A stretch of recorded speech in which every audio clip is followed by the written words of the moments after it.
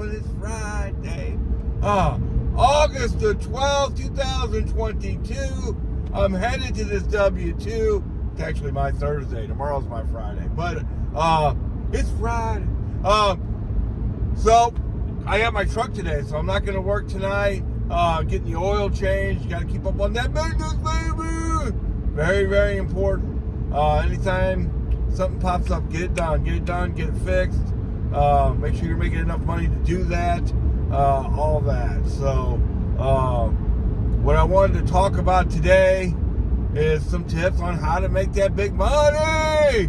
Talked about Sunday making $560 something right at it, a little bit over it, without any incentives, right? How do you do that? Number one, you got to be in a great area. You got to be in a decent area, so, I'll probably get a comment saying, that would never happen here. Yeah, there are places where it will never happen. So that's number one. You have to be in a big area. But one thing I will say, sometimes you got to move. You got to move around to give yourself more options. And that's even when you're in a great zone. So let's talk about Sunday. Sunday, I worked out of the Manchester store, the Kirkwood store, the Fenton store, the Telegraph store, the Arnold store. Did deliveries from all of those stores on Sunday. That also makes it a little bit fun to move around. It kind of breaks the monotony, the whole 9 yards. But just to get to where I was, I passed I passed the Festa store to get there. Because I'm not gonna. If I don't have to, I don't want to give myself just the one option, because that's all that's in the Festus area is the Festa store. Then if they're having a bad day or whatever, then you're gonna have a bad day. Where I have so many more options when I just drive 15 more miles. So that's just something to think about. Number two, and I talk about this, oh Lord, you got to get up early. Get up as early as you possibly could. I would say you need to be in striking distance for a pickup at 7 a.m. Not 7:15, 7. They will sometimes have leftover deliveries. I missed out on 2 of them Tuesday. I probably would have done another delivery if I just would have woke up 15 minutes earlier on Tuesday, but it didn't happen. But try to be within, you could pick up at a store at 7 a.m. A lot of you, that just means you have to get up a little earlier. You start out at your house. I have to drive to deliver. So there's that. Okay, so get up early. You want to get 2 or 3 deliveries done before other people start coming in. Now, some people are on to that, and I've noticed people are coming in earlier. So get up early. Try to get at least 1, maybe 2 deliveries done before the whole group of drivers get in. It's so important. Number 3, don't depend on the magic hour deliveries. Maybe that could be your first one. One of the reasons to get up early is that those leftover deliveries that they may have will be first come, first served deliveries. You may never even hit the magic hour deliveries. You may always be in between, and that's where I'd rather be. I'd rather have choices, and then if I have to wait 10, 15, 20 minutes for a magic hour delivery, then that's what happens. But I want to be in between, and I want to keep moving. And don't be afraid to drive somewhere for a good delivery. Right now, the most I've paid for gas in the last few days is about $3.70. So gas has come down. Actually, I paid $3.30 yesterday. So right by where I live, it's like $3.46. So gas has come down quite a bit. So in my car, I get 20 28 miles to the gallon, I can go 14 miles for less than $2, right? And then that gives me another $2 to drive back, right? So I can go 14 miles one way for $4, less than $4. So if something pays $30, $35, hey, and the only thing around you is a bunch of $22 deliveries, $23 deliveries, or even less, man, drive over there. And then always double up. Always double up when you get over there. Sometimes triple, quadruple. What happened to me Tuesday is, where I averaged $33 a delivery on Tuesday, is I got pushed down to the city. So that was another, 15 miles to get there.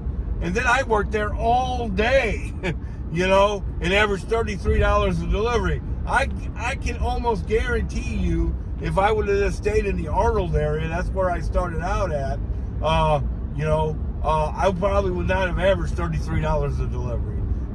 Moving around and not being afraid to spend a little money, to make a little money, is really important. I had a conversation, I've talked about it a couple times, with a guy at the Arnold store, and he didn't even want to drive the Baldwin. Didn't want to drive from the Arnold store to the Manchester store. He even said some of those deliveries pay really good. And I tried to tell him, well, get over there. And then you just work over there for a little while.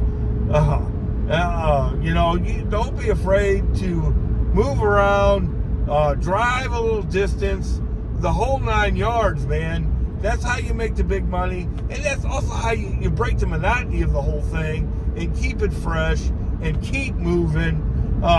Time goes by so much faster than waiting, in one of those spots, watching the door. Is that my delivery? Is that my delivery? And that's the next thing. If there's shopping deliveries available, you hit them. A lot of people know I hunt the shopping deliveries. If there's a shopping delivery, and this is something I've learned, if there's a $23 shopping delivery available and there's a $28 curbside delivery with 2 deliveries available, I'm doing the $23 one stop every single time. Because I can get, a lot of times I can get 2 of those shopping deliveries done while I'm still waiting for, and make $40 or $50, and then wait, and I'd still be waiting for the $28 one, because a lot of times, they want you to wait till you get that order at 20 minutes after. Let's say it is a magic hour delivery. You get it at 20 after, then you can't even check into it to 20 after, and then you got to wait for them to bring it out to you. God knows how long that could take. We all know that. Where the shopping delivery, if it's a $22 shopping order, you know one thing, right? It's probably not a bunch of items.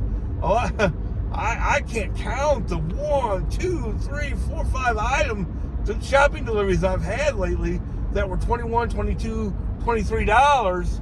I mean, I'm in there and out of there, and have something delivered by the time I would have even got my stuff on a curbside delivery, and I'm ready for another delivery.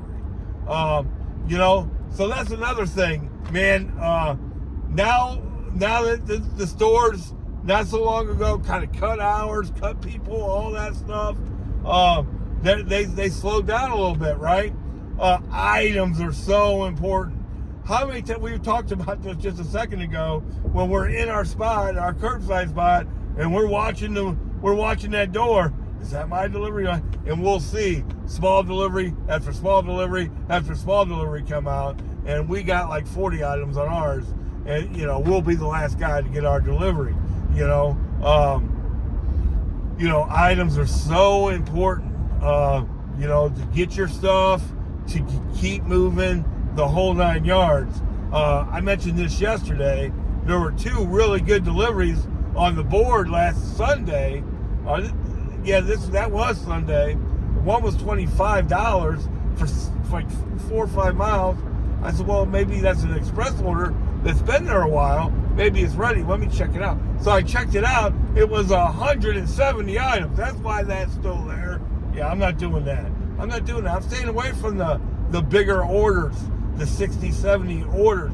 Now, they've kind of confused things with this whole bag thing, but you got to look at that first number. That's the second number. The second number got the bag in it. You look at that first number. If it's over 30 or 40 items, depending on the pay, really consider whether that delivery is going to be worth it. Because you're probably not going to get your stuff just like that. And then there's the extra work you have to put into it. And of course, you gotta make sure it's not 303. You know what I mean? Apartment in. Now I'm a glutton for punishment. Hey, if it's 20 items or something, apartment 303 isn't the worst case scenario. God knows I can use the exercise, that whole thing.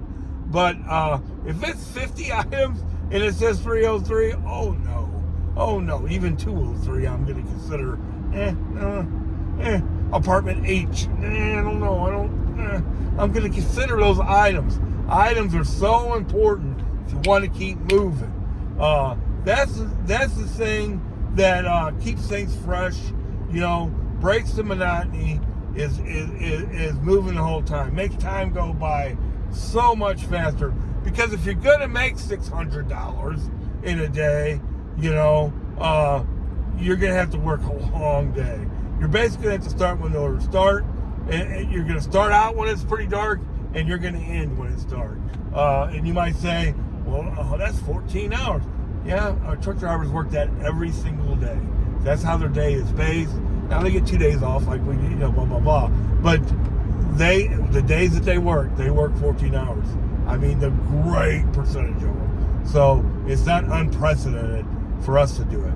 Now Sunday, I didn't work 14. I only worked 11. Still made $400. I'm good with that. Average wage, $33 an hour, whatever it was, and average $38 an hour and $33 a delivery. Those are all great numbers. I like the numbers. I play with the numbers all day. That's another thing that keeps me, motivated, thinking about the numbers and stuff like that. And that's another good tip. Make it a game. Make it a challenge. That whole thing. Now, me here in St. Louis during the day, St. Louis is one of the most dangerous cities in the world and all that stuff. But during the day, going down to the city is fine. Yeah, if you want to make the great big money, for me, I'm going to have to do some things that other drivers won't do. Now, when the same conversation I was talking about earlier, the one in Arnold, both the drivers that I were talking to that day said they don't go down to the city. Well, what I should have said to them was, yeah, you're right, don't go down there. But I didn't say that. I said, I don't know, I go down there all the time and make some money, because that's just the way I am. I'm trying to help people. I when I'm out there, and I do try to help several people make money at this. The problem is people are stubborn and they don't want to listen. They just want to do what they want to do, and what I've noticed is the people who aren't flexible are the ones who don't make money. I have a friend that desperately needs to make money doing this and has never multi-app, not even tried it once. Never signed up for the other stuff. After, I've told them like a million times, you got to multi-app. That's how you, how do you make, they will ask me, how do you make all that money? In her case, it takes forever to get on Spark in St. Louis. So she's doing the DoorDash thing, And I have to say, well, you got a multi-app. A lot of times in St. Louis, when I was just doing DoorDash and Uber Eats and Grubhub, there were several days that I made more with Uber Eats than DoorDash. You know, just every once in a while, Uber Eats have a promo or something like that going, I guess. And then even Grubhub would get in that mix sometimes. And I mean, for days on end sometimes, if you added Grubhub and Uber Eats, they were more than DoorDash. DoorDash is kind of the king, but you got a multi-app. And then for a while, when I first started Walmart, I ran 4 apps. So depending on your area and stuff like that, multi-app is important. And then there's the people who I have another friend that works in an area and won't drive 8 miles to another store. You know, I don't, you know, and I tell them exactly like you're seeing. Hey, I go everywhere. I'll go anywhere in a day. We already talked about it. That Sunday that I made $560 without incentives, $600 with incentives. I was at the Arnold store, the Kirkwood store, the Fenton store, the Manchester store, and the Telegraph store. 5 different stores that day. Some days I'll hit 7 stores. Just to break the monotony of the whole thing. To break the boredom of the whole thing. To kill some time sometimes. It's not all based on money all the time. A lot of times it's based on me chasing shopping orders, but because just what I like to do, and that's another thing. Pick what you like to do. Pick what you think you.